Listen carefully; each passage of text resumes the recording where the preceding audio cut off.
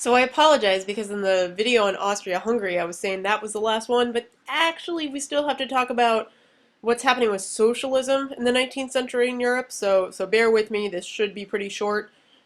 So first off, it's important to realize that, with nationalism spreading in so many of these different countries in the late 19th century, socialism is an important counter to that, all right? So it's largely a negative response to continued industrialization and nationalism, right? Because ultimately the proletariat, the working class, no matter where they live, they all kind of share a common identity. So it doesn't matter if they're German or English or French or whatever.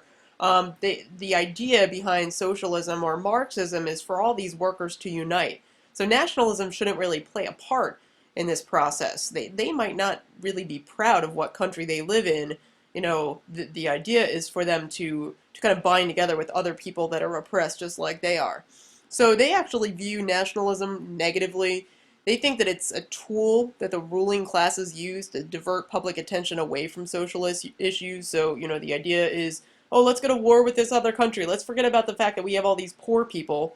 Also, speaking of war, socialists tend to be opposed to war, and that makes sense because if you think about who actually ends up fighting, who was conscripted into the army and so on, it tends to be the poor, right? So the working class disproportionately suffers casualties on the front lines during war, so, naturally they would be anti-war. All right, so how are they organizing at this period? Karl Marx is going to lead the negative response to industrialization, and in 1864, you're going to see the formation of what's called the First International. Okay, so all these can be considered socialist international organizations. In other words, it's their way of uniting socialist causes across country borders. Okay, so Marx believes that socialists don't really belong to a country, that proletariats everywhere should unite against their governments. Okay, hence the First International. They believe, for example, the actions of the Paris Commune was a really good example of an inevitable socialist revolution, going against the National Assembly that was founded after the Franco-Prussian War. Many moderate people who initially supported socialism get scared of this, though, because if they support something like the Paris Commune, they are pro-revolution, they're pro-violence, so the First International collapses, but in 1889, a Second International is established, and that lasts until the beginning of World War I in 1914. Another thing that you're going to see is that throughout Europe, there's going to be a huge growth of socialist parties. We've seen this already in previous discussions, but for example, in Germany, we have the Socialist Democratic Party, right, the SPD. You also see socialist parties form and grow in France, Belgium, Austria-Hungary. Like we discussed, in Germany, the SPD was the largest party in the Reichstag by 1914, so you see how much it's growing. One of the areas where socialist parties are not going to be able to form freely is Russia. Okay, so there are interesting, it's interesting to note that there isn't a huge proportion of socialists that exist in Russia because Russia doesn't really have a significant working class. It hasn't industrialized as much yet. But the ones that do exist are exiled. Okay, so they actually end up going to Switzerland, and they form what's called the Russian Socialist Democratic Party, which grows rapidly in Switzerland after 1890. So what's interesting to think about here is that, since socialism is gaining strength, that shows us that not all Europeans are behind the causes of nationalism and conservatism, and they are going to influence governments to make reforms. So, we've actually seen how socialists are going to pressure people like Bismarck, they're going to pressure people like Disraeli to actually push for things like social welfare legislation. So there's a new approach to socialism, however, called revisionism, and this is important because it is far less radical than what Marx was envisioning. And some of this is again because the First International is going to scare people. The idea of them supporting things like the Paris Commune is also going to be threatening and violent in nature. So socialists are going to gradually change their tone, especially when various countries in Europe are going to keep expanding voting rights. Okay, so eventually when socialists are able to vote, they don't necessarily think that they have to be violent to implement some of their ideas into policy. Okay, so what revisionism suggests is that most socialists actually were not really radical at this point. Instead, they were supporting gradual change, or an improvement for the working class. Okay, and again, after they gained the right to vote, they really were looking more towards elections and not towards revolutions. A key idea to think about when we think about the changing approaches to socialism here is evolution versus revolution. Okay, Marx would have gone for something like revolution, and a lot of these socialists here actually believe that change should be slow. Think about the Fabian Society in England. These are socialists that are going for this kind of revisionist strategy. Um, so they're not going to be as opposed to aggressive foreign policy and patriotism, especially as World War I approaches. And that's a very interesting change. Remember how I said earlier that socialists were very opposed to war. This is going to start to die down, especially as World War I gets closer. We're also going to see that after 1850 or so, workers' standards of living are going to rise gradually, but still substantially. So, when workers are living in better conditions, they're less likely to revolt. They're not hungry anymore. They're, being paid enough to actually, support a living wage to support their families. And, this means that they don't have to be violent to push their agenda. Also, governments are going to gradually accept labor unions and the right to strike. Great Britain starts this in the 1820s, and then with the right for labor unions just to exist, and then in 1870s they grant labor unions the right to strike. And so all these things are going to, again, make it so that socialists don't really feel like they have to be so dramatic and revolutionary. What unions are going to focus on more is bread and butter issues like wages, hours, and working conditions. They're not just going to talk about pure socialistic doctrine. That's the other thing about Marx. They tend to be more theoretical and less practical, not talking about really specific issues that socialists should be going for. You're going to see a dramatic rise of unions, for example, in Germany, when German industrialization proliferates really rapidly after it industrializes.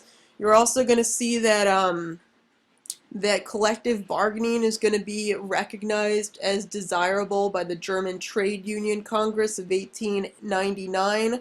For a while, socialists felt like collective bargaining was a sellout, but you're going to see that this shows us really what revisionism is all about. Workers feel like, again, they need gradual change rather than bloody revolution, which is why they decide to go for something like collective bargaining. Two important revisionist socialist thinkers we should know. The most important is the first one, Edward Bernstein. He writes a book called Evolutionary Socialism. Obviously, evolutionary is the key word there. And he takes Marx's ideas. Marx predicted, again, not only violent revolution, but the idea that the poor was going to continuously get poorer. The gap between the rich and the poor was just going to get larger. Concentration of wealth was just going to be in the hands of the few. Edward Bernstein refutes all these ideas in Evolutionary Socialism, and instead he argues that socialists should modify their tactics and push for more gradual gains for the working class, and all these things should be accomplished through legislation. So that shows us, in Edward Bernstein's eyes, how important just getting the right to vote is for pushing a socialistic agenda. I don't know why I wrote Juan. That should be an E. It's Jean Juarez. We didn't just magically move to a Spanish-speaking country. Okay, so Jean Juarez, actually, there should be an accent there. He is in France, and he pushes for a unified socialist party there. Okay, so again, you see how many socialist parties are growing at this point. Now, more radical socialists still, everyone in the Second International is going to not like what the revisionists are going for, but ultimately the revisionists tend to be more influential over the government because they're less radical in nature. So how does this rise in socialism affect different countries? Well, basically every country has a different experience. We've already discussed a lot of these, so this is going to be relatively quick. We already discussed how in Germany the SPD is the largest party in the Reichstag.